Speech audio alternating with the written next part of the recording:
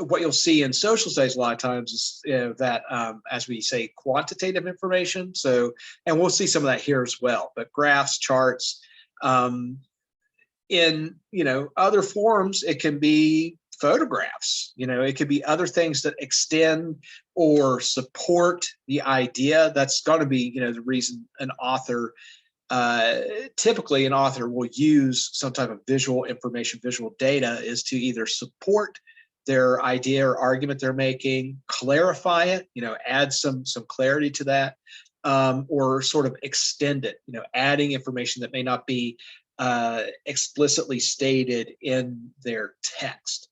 So let's take a look then at seeing the role of graphics.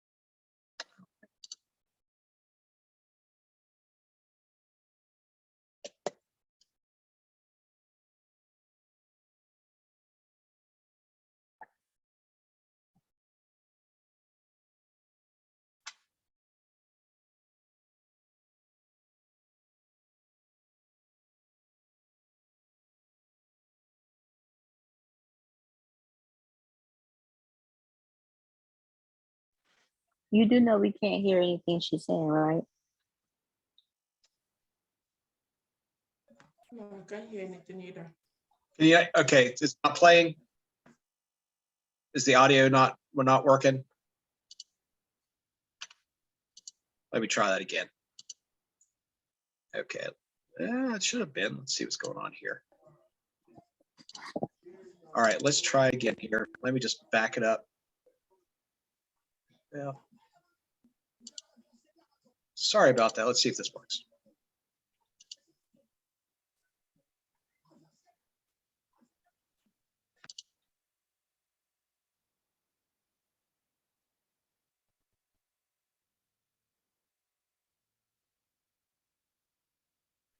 Hey there, welcome to the lesson on seeing the role of graphics in a text. Is that good? Is it working now?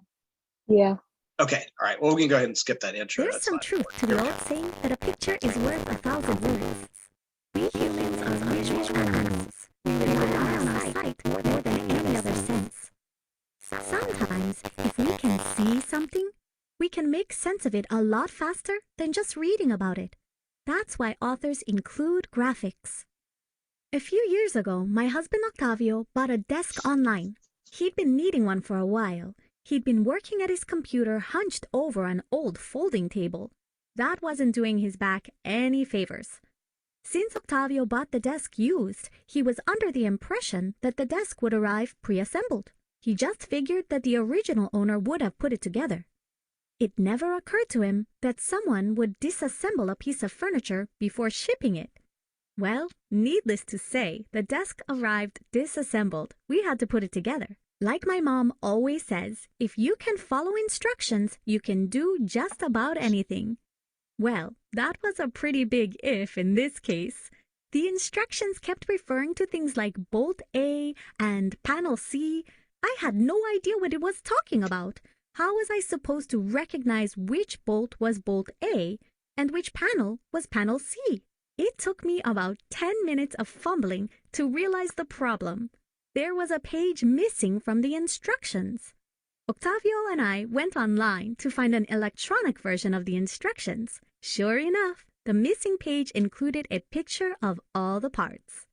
Once I had a picture to use as reference, I could associate each picture with its letter. I could see that bolt A referred to the long thin bolts. Panel C, meanwhile, was the large panel with a notch. Once I was able to see which part was which, the instructions made a lot more sense. We had that desk put together in no time. That's what this lesson is about, seeing the role of graphics in a text. You ready to get started? There's a lot of research out there on the way people learn. Some people, we'll say they're textual learners. They can read text. That's the best way they learn. Auditory learners, they learn by listening. Visual learners learn by stuff like this, and others that sort of learn by doing and everything. Quite frankly, we all have some aspect of all of that. We may prefer or learn quicker with one particular format, but we all sort of integrate all of those ideas of learning. But particularly with text, having graphics to accompany that, whether like it's obviously with something like putting together furniture, when we moved to Dublin, there was so much furniture that we needed. And over the course of, I don't know, a month or so, just constantly, like a bed for my child, a sofa, and this and that, and just constantly putting things together, and just like she says, there's some things that are just simply better in, being represented in visual data as a picture or a graph than it is in text. I tend to be a textual learner, and reading is one, obviously what I like to do. But when certain things are presented, it's just so much easier when it's, in a graph or it's just a diagram of something.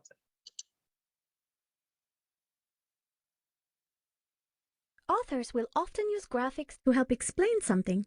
A few years ago, for example, my friend Sarah was right in the path of a wildfire. I was really worried about her, so I read an article about the fire. In the article, the firemen said that if the rain continued, they would soon have control of the fire. At the bottom of the article, there was a graphic showing a 10-day weather forecast for my friend's area. I was relieved to see that the forecast showed rain all week. In this case, the forecast graphic was used to extend the information in the text. That means the graphic gives more information on the topic. The graphic provided more information than the article alone. Thanks to the graphic, I learned that wet weather was likely, and so the fire would soon be under control. A graphic can also clarify a text. That means the graphic makes the text clearer and easier to understand. Remember my story about putting together Octavio's desk?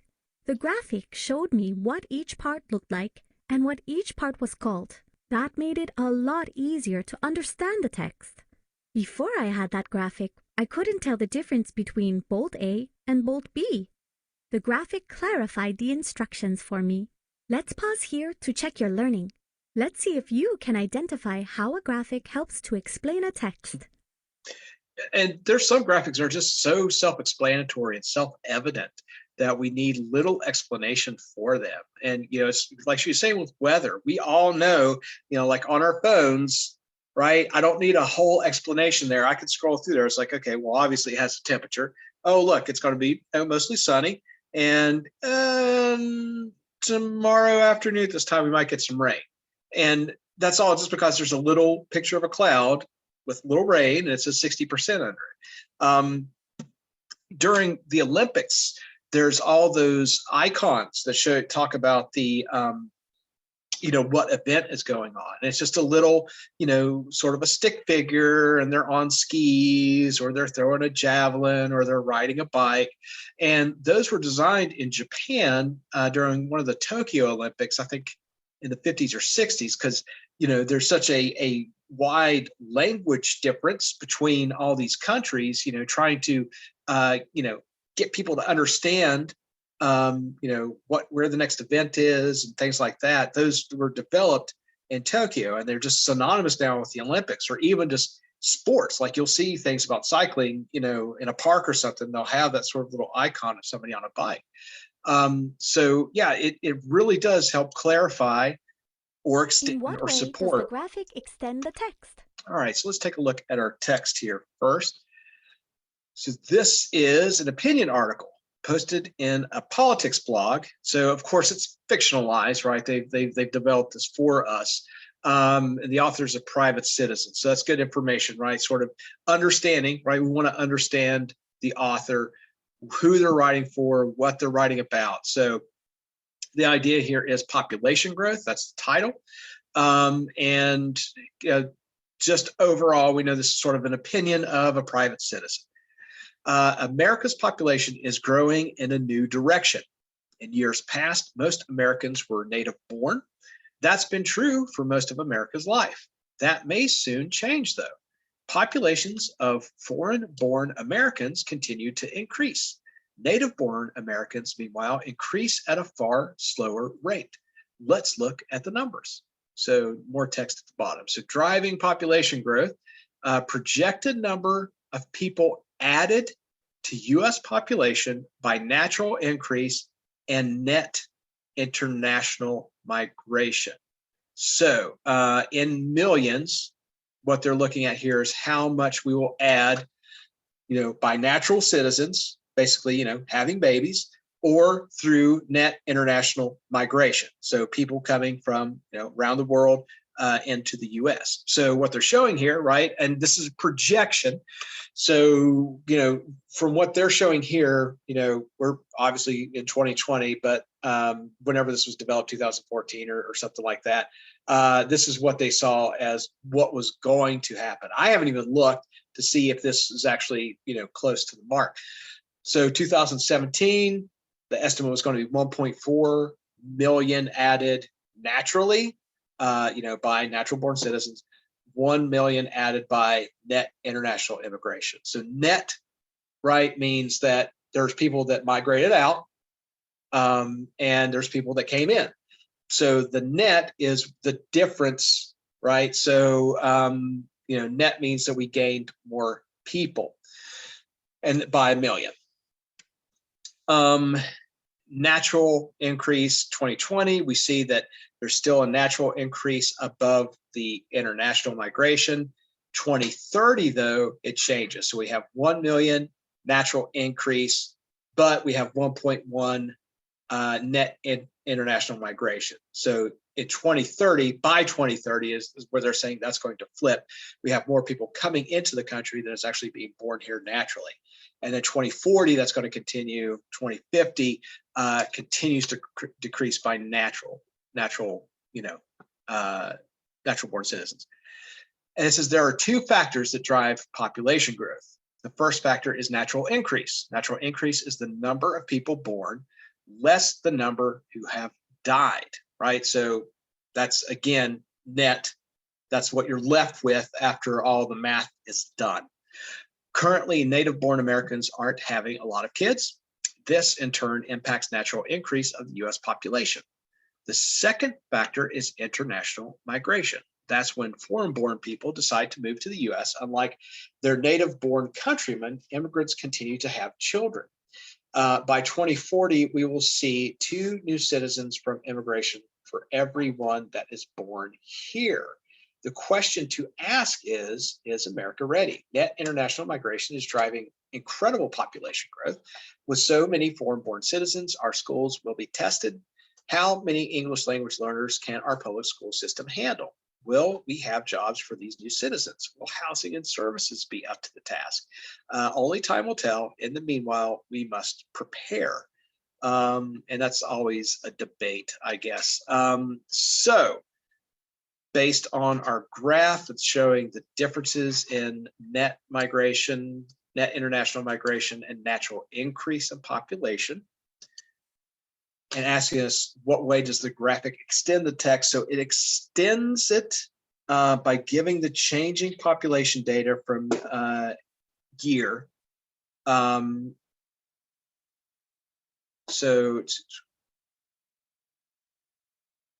one year to the next. So it's actually by decade, but that's the idea there. So it's extending that text by giving the change of population data. So he doesn't mention really any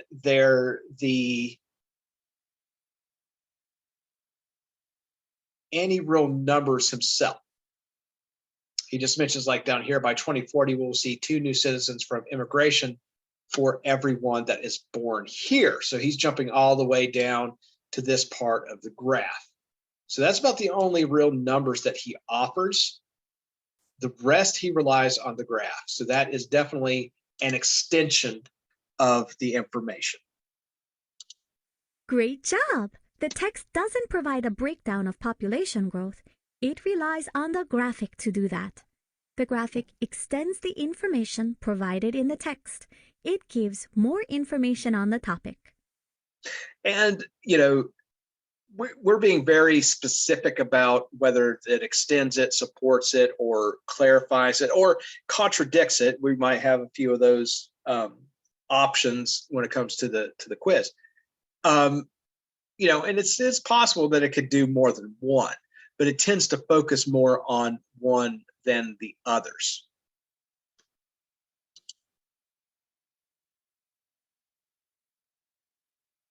A graphic can also be used to support a claim. In other words, a graphic can be used to prove that something is true. For example, last year during a family gathering, I got into a disagreement with Octavia's brother, David. He claimed that the Earth's sea levels were not rising, that it was just a myth. I claimed that the opposite was true. To prove my point, I pulled up this graphic on my phone. This graph is from the U.S. Global Change Research Program. It's hard to argue with science. As you can see, the graph shows that sea levels have been rising for almost 150 years. This graphic supports my claim that sea levels are rising. It contradicts David's claim that rising sea levels are a myth. The right graphic from the right source can do wonders for supporting a claim. You'll want to be careful though. Data can be misleading. Always make sure that the data is relevant and from a credible source. Be sure that the data actually supports the claim you're trying to make. If the data is incomplete, limited, or wrong, you can hurt your claim. Which reminds me, sometimes visual data might contradict a claim. In other words, you might find that a graphic goes against the claim it's trying to support. Imagine if David tried to use this graphic to argue that sea levels were not rising. That wouldn't work, would it? The data tells the opposite story. Always verify that the graphic is telling the same story as the text. Well, that's the general idea. Let's see if you can spot whether or not a graphic supports or contradicts a claim. And really want to emphasize that idea about credibility.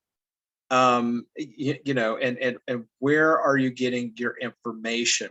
And funny enough, so I just typed in to my phone, rising sea level graph. And what I'm seeing is really, really similar. And I think I actually might have one here that's exactly what they used from what site is that? Okay, so this particular graph comes from globalchange.org, U.S. Global Change Research Program. .gov. So it's a government site. We've talked about this a little bit. Where do you get your information from and how do you trust it? That sounds a little bit though like they might have some bias, right? Global, that they might be sort of pushing an agenda. So how about, NOAA, right? We talked about the National Oceanic and Atmospheric Administration. Same information, basically. It's displayed a little bit different, but it's showing the same thing. That's something else that you would want to do is look at different sources to see if you see some correlation of that data. NASA sees the same type of thing. So everything that I'm seeing here really shows similar, rises in sea level change. And of course, NOAA, NASA, those are reliable institutions to get that type of data. If I went to climatechangeisамyth.com, I'm probably going to get some biased information there. So, the more information you have, the better off you are, obviously, and making sure that it's credible. Oh, does the graphic support or contradict the following claim for the passage? All right, we can come back to that. So what we have here, let's take a look.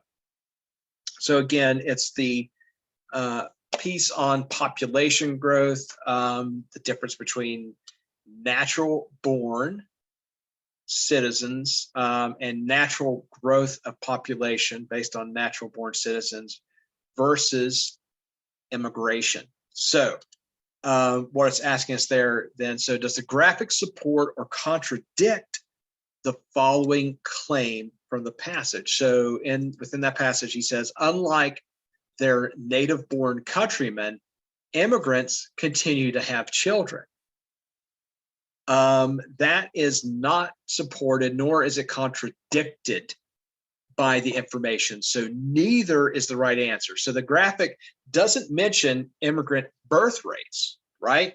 And the idea, so Nilda, we are working in RLA reading, and the lesson is seeing the role of graphics in a text, RLA reading.